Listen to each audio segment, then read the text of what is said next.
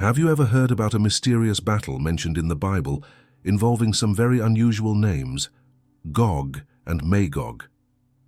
These uncommon names appear in one of the most enigmatic prophecies in the book of Ezekiel and point to a gigantic war that will take place in the last days of human history. Imagine an alliance of several nations coming together under the leadership of a man named Gog, with the goal of attacking the people of God. But after all, who is this Gog? What does Magog mean? And why does this prophecy, written so many centuries ago, still draw so much attention? In this video, you will understand who these mysterious figures were and what is truly behind this great war prophesied by Ezekiel. Let's dive together into this surprising portion of the scriptures and see how it reveals important details about the end times and how it may very well be related to the days we are living in. Gog and Magog might not be very well-known names, but whenever they appear in the Bible, they carry a massive prophetic weight. They are part of one of the greatest revelations about the final moments of history and are mentioned in both the Old and the New Testament. When people hear about Gog and Magog, many immediately think of the book of Revelation, but the truth is that these names appear much earlier in the ancient texts of the Old Testament. Over the centuries, this topic has led to many different interpretations, intense debates, and even some controversies among scholars and Christians. For some, Gog and Magog represent specific countries that, in the end times, will rise against Israel, such as Russia, Iran, China, India, and others. But for other scholars, these names do not refer to exact nations, but rather to forces of evil present throughout the world, which have always stood against God's plans and His people. With so many differing opinions, some questions arise that we simply cannot ignore. What do Gog and Magog really mean in biblical history? Are they peoples, leaders, or just symbols of evil? What will their role be in the final events of the world? And what does their defeat represent in God's plan? This is what we're going to talk about in this video.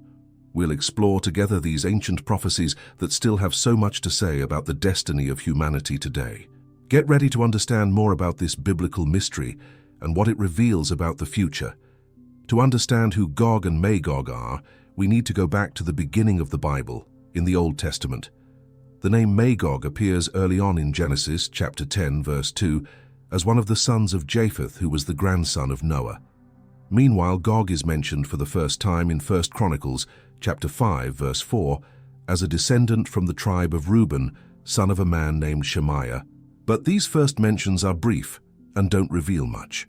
The real highlight of Gog and Magog in the Bible is found in chapters 38 and 39 of the book of the prophet Ezekiel.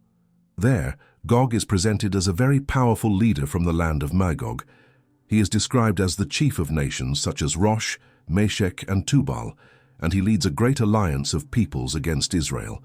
In this prophecy, Gog plays the role of a military commander who prepares a violent attack. Magog, in turn, is the name of the region from which he comes, a distant, populous, and hostile place. Ezekiel describes that Gog and his army see Israel as a weak, unprotected land, easy to invade. Gog's allies are many and come from different places. Among them are Meshech, Tubal, Persia, which is modern-day Iran, Cush, region of Ethiopia, Put, probably Libya, and other peoples. All of them join in a great military alliance with a single goal: to attack and completely destroy Israel. The main point of this prophecy is not just the war itself, but what God does in the face of it. The Bible shows that the Lord does not allow this attack against Israel to succeed. On the contrary, it is God Himself who takes action with power and authority. He intervenes directly and shows that Israel's victory does not come from military strength or human strategy, but from divine protection and judgment. Gog's downfall is clear proof that God is in control of everything. He shows all nations that He is just and powerful. The prophet Ezekiel describes this moment with powerful and striking images. God sends a violent storm with heavy rain, hailstones, fire, and sulfur, a true demonstration that no one can withstand His justice. The defeat of the enemy army is so great that the bodies of the soldiers will remain scattered for months across the mountains and valleys. The scene will be so desolate that birds of prey will come from all directions to feed on the dead, as if it were a feast prepared by God's own judgment. And it doesn't stop there. Even the remains of the war equipment will be collected and used as firewood by the people of Israel, and this will last for 7 years. It is as if God is saying, you will not only win, but you will benefit from what the enemies brought against you. This part of the prophecy is intense, but it carries a very deep meaning. It shows that God takes care of his people, that he sees wickedness and acts with justice. He does not remain silent in the face of injustice. When the right time comes, he rises, judges, protects, and shows that he remains sovereign over the entire earth. In the New Testament, the names Gog and Magog appear again with a new meaning. In chapter 20 of the book of Revelation, the Apostle John mentions these names when speaking about the final moments of history. After a period called the Millennium, when Satan is bound, he will be released for a short time to once again try to deceive the nations of the earth. John tells us that when this happens, Satan will manage to gather peoples from all over the world. It will be such a vast crowd that he compares it to the sand of the sea. This army receives the symbolic name of Gog and Magog, representing all human forces that will rebel against God. This group rises to attack the people of God, called the Beloved City, or the Camp of the Saints. It is the final confrontation, a direct assault on the kingdom of God. But just as in Ezekiel's prophecy, God responds with power. Fire comes down from heaven and completely destroys the enemies. And Satan, the great deceiver, is defeated once and for all and cast into the lake of fire and sulfur, an eternal punishment reserved for evil. After that scene, John begins to describe the final judgment, where each person will be judged before God. But this raises an important question. What exactly do Gog and Magog mean in the context of Revelation? The answer will depend on how each person understands the prophecies of the end times.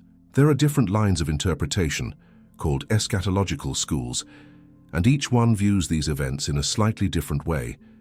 In this video, we will help you better understand these views and how they explain the role of Gog and Magog in this prophetic scenario. Before we dive deeper into this subject, we need to go back to the starting point, the prophecy of Ezekiel. When John wrote the book of Revelation, he was clearly inspired by the striking image created by the prophet Ezekiel in chapters 38 and 39. Almost all scholars, even with different interpretations about the end times, agree that John used this Old Testament prophecy as a foundation. Even so, understanding Ezekiel's prophecy is not that simple. There are several points that still raise questions. Who exactly is Gog? Where is Magog located? And who are the allied peoples that appear in this text?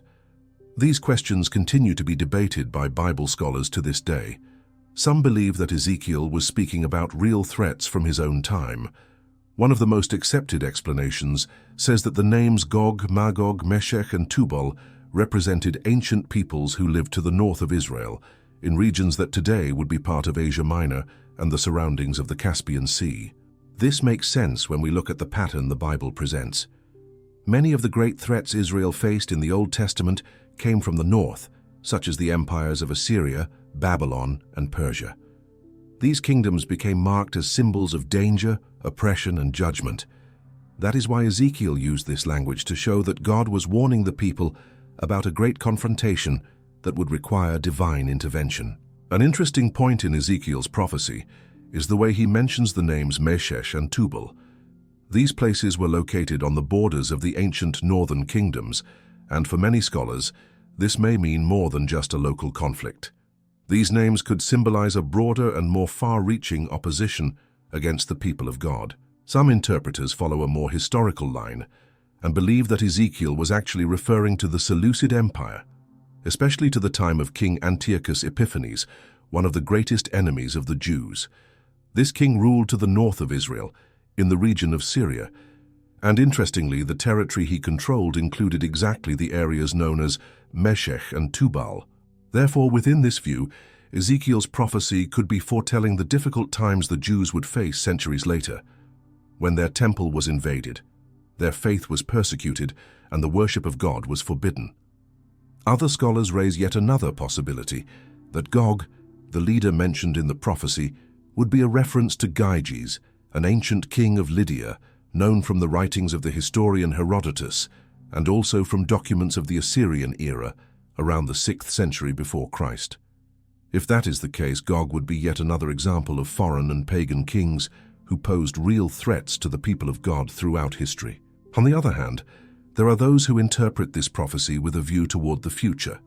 Within this perspective, which focuses more on the events of the end times, Gog and Magog would be real nations that will still play an important role in the final chapters of human history.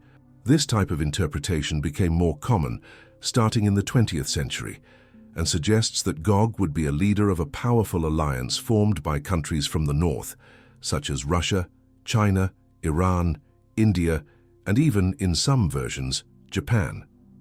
One of the most well-known theories within this line of thought says that the names Meshech and Tubal, mentioned by Ezekiel, refer to the Russian cities of Moscow and Tobolsk.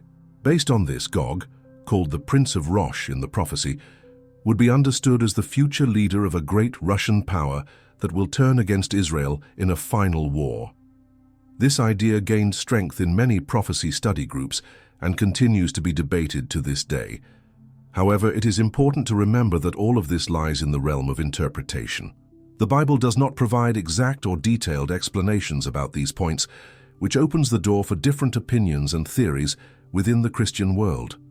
The interpretations about Gog and Magog vary greatly among Christians. This happens because each group understands the book of Revelation in a different way, especially regarding what the millennium is, how long it lasts, and what the sequence of final events will be. The battle involving Gog and Magog is directly linked to this period, and so the way the millennium is understood directly influences how this prophecy is interpreted. After all, what do these different views say about the end times? If you've never heard about this, know that within Christian theology, there are three main views on the final events, called eschatological schools: Premillennialism, Amillennialism, and Postmillennialism. Each of these interprets the book of Revelation and the end of times in a different way. Let's start with Premillennialism. This line of thought believes that a literal millennium is yet to come, a period of 1,000 years after the return of Jesus. For those who follow this view, the Battle of Gog and Magog is a real event that unfolds in two key moments. The first is the Battle of Armageddon, when Christ returns, defeats the Antichrist, judges the nations, and begins his 1,000-year reign on earth.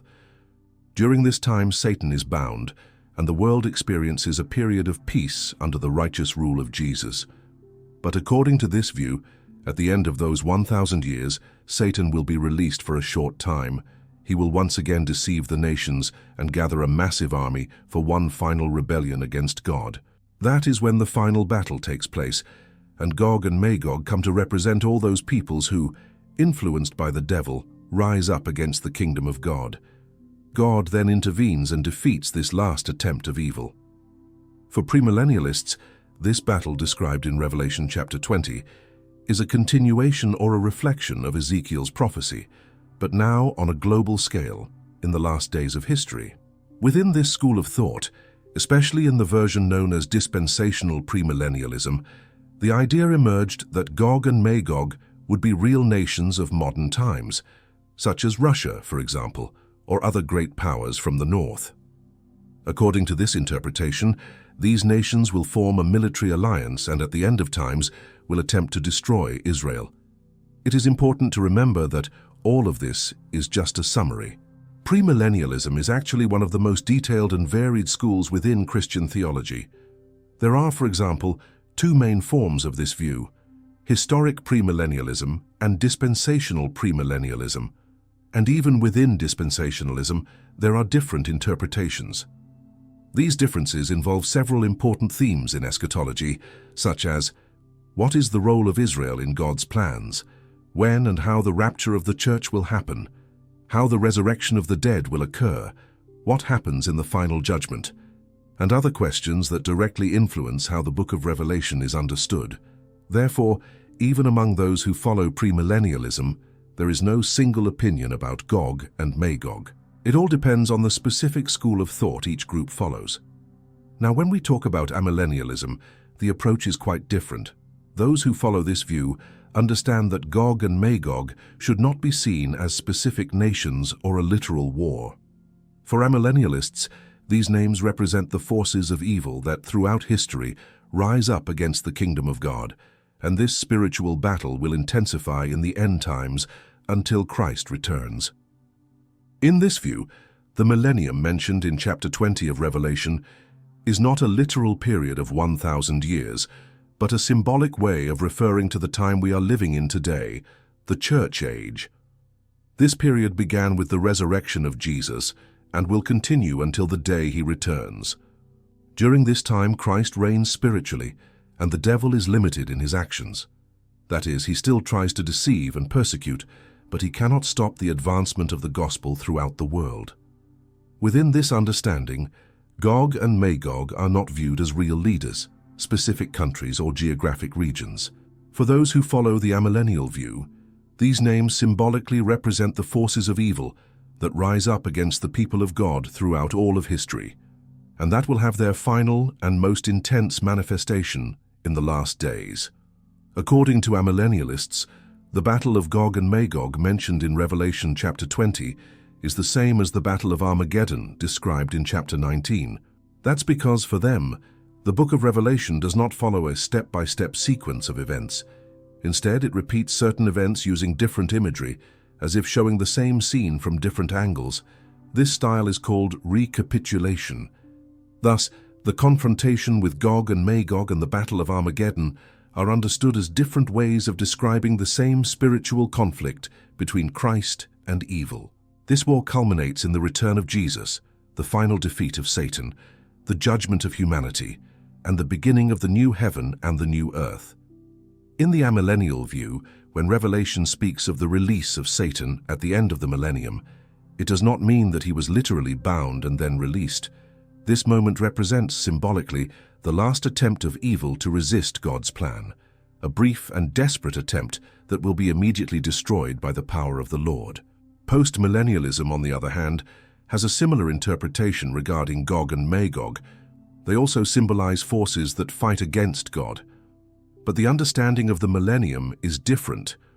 For postmillennialists, the millennium is not a visible government of Christ on earth, but a time of growth and progress of the gospel. During this period, the kingdom of God will increasingly influence the nations, leading to a spiritual transformation that prepares the world for the return of Jesus.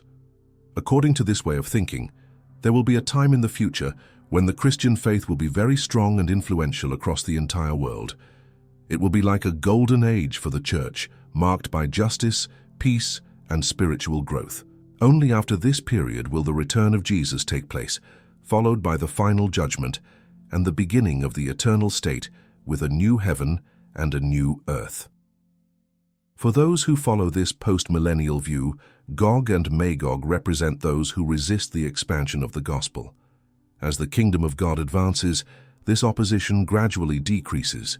Still, it is believed that there will be one last attempt by the forces of evil to rise up against God, a final rebellion, which will happen shortly before the end of history. At that moment, Christ will return in glory, put an end to that rebellion, and confirm once and for all the victory of good. Even with all the differences between the eschatological views, there are points on which all of them agree.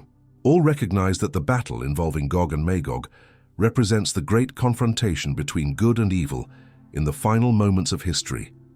And in every view, the outcome is the same. Jesus wins completely, and Satan is definitively defeated. What changes from one theological perspective to another is the way this confrontation is understood. Some see it as a literal event that will still happen. Others believe it is a symbolic battle already taking place in the spiritual realm.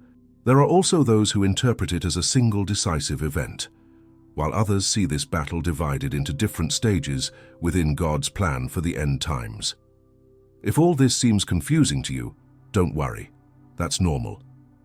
This is one of the most complex subjects in Christian theology, and even experienced scholars who love the Bible and study it seriously arrive at different conclusions about it. That's why a good way to deal with these differences is to focus on what is most important, without getting lost in every detail or complicated theological debate. One essential point is to remember that the mention of Gog and Magog in the book of Revelation did not appear out of nowhere. This idea comes from the Old Testament, from the prophecy of Ezekiel, written at the time when the people of Israel were in exile in Babylon. In those days, the people were devastated, without a temple, without land, without freedom. And Ezekiel's message was clear. God would intervene at the right time, protect his people, and show all the nations that he is the true Lord. The prophecy of Ezekiel ends with a strong statement. God would be recognized and exalted throughout the entire world. In other words, the defeat of Gog is not merely a victory in a war, but a way for God to reveal who he is, a divine act of revelation for all nations. Another important point is to understand that Ezekiel was probably, at first, speaking about situations that occurred within the biblical period itself. For example, the people of God suffered greatly under Seleucid rule, especially during the persecution led by Antiochus Epiphanes. That is why many believe that part of this prophecy was already fulfilled at that time. Even so, Ezekiel's message goes beyond that moment in history. The proof of this is that the book of Revelation, written centuries later, uses the same names, Gog and Magog, but now in an end-time context, connected to the last days. This shows that the prophecy has a meaning that transcends time, reaching both the past and the future. Thus, we must understand that Gog and Magog represent above all the forces of evil that act throughout the entire world, in every era, and that are always against the kingdom of God. The book of Revelation expands on this idea. It shows that people from every part of the globe are influenced by Satan and joined together, symbolically under the name of Gog and Magog, to fight against the servants of God. Here it is important to note two major differences between the vision of the prophet Ezekiel and that of the Apostle John in Revelation. In the book of Ezekiel, Gog is presented as a human leader who commands peoples from the north of Israel. In Revelation, however, the rebellion is led by Satan himself. He takes full control and gathers nations from all over the world for one final attempt to destroy the people of God. The scene described in Revelation is much broader. It is not just about a few specific countries or ancient empires. The rebellion is worldwide. It is not limited to names like Russia, China, or Iran. These nations may be mentioned in interpretations, but what is truly at stake is something much greater. It is the entire global system, corrupted and in opposition to God's plans. This detail makes all the difference. In Revelation, Gog and Magog cease to be merely names connected to geography or politics. They come to represent everything that, in any era, rises up against God and against those who are faithful to Him. Therefore, even if Ezekiel's prophecy was partially fulfilled in past times, such as during the period when the Jews were persecuted by Antiochus Epiphanes, its message remains relevant. In every generation, there are forces organizing themselves against the people of God. This battle is not just from the past, nor only of the future. It spans through time and points to the day when Jesus, the Lamb, will ultimately prevail. As the days go by, this reality becomes increasingly clear. The conflicts, the persecutions, and the spiritual pressures we witness today are only a small preview of the final confrontation that is still to come. A direct clash between the kingdom of God and evil, with Satan making his last attempt to defeat the children of God. But the most important thing about Gog and Magog is not the number of enemies or their power. What truly matters is that, even when facing threats that seem impossible to overcome, the people of God are safe, not because they are strong on their own, but because they belong to the Lord. It is He who guarantees the victory. Ezekiel wrote his prophecy to a broken people, living in exile in Babylon, far from home and filled with sorrow. Many centuries later, John wrote the book of Revelation to Christians who were also suffering, persecuted by the Roman Empire. Both had the same goal, to remind us that God remains in control of everything, even when everything seems out of place. That message is still very relevant today. No matter how chaotic, unjust, or frightening the world seems, nothing is outside God's hands. History is not being written by chance or by evil men. It is the Lord who is guiding each step toward the end that He Himself has determined. In Revelation, we see a tense scene. the nations gather under the leadership of Gog and Magog to attack the faithful. Everything seems to be moving toward a massive war. But to everyone's surprise, the battle never takes place. John simply says that fire came down from heaven and destroyed the enemies. Satan is defeated without a fight and cast forever into the lake of fire. And that is the great lesson that Gog and Magog leave us. In the end, it is God who wins. His people come out victorious. Evil is destroyed, without effort, without a balance of forces, without any chance for the enemy. Those who seem powerful today, leaders of nations, big names in the world allied with evil, have no strength before the judgment of God. They are just like dust to be blown away when the Lord rises. In God's final plan, this victory means more than protection. It announces the beginning of a new reality, new heavens and a new earth without pain, without injustice, without fear, a place where God will dwell with his people forever. When Satan and all who followed him are defeated, Jesus will show the whole world that he is king, sovereign, and that the eternity of those who have been saved is guaranteed. They will live with him in peace and glory forever. That is the hope that sustains the faithful. Even though today there are battles, sorrows, and trials, we know that God is preparing a time of peace and justice that will never end. And you? What do you think about the meaning of Gog and Magog in the Bible? Write in the comments, like the video, and subscribe to the channel to follow the upcoming topics. May God bless you.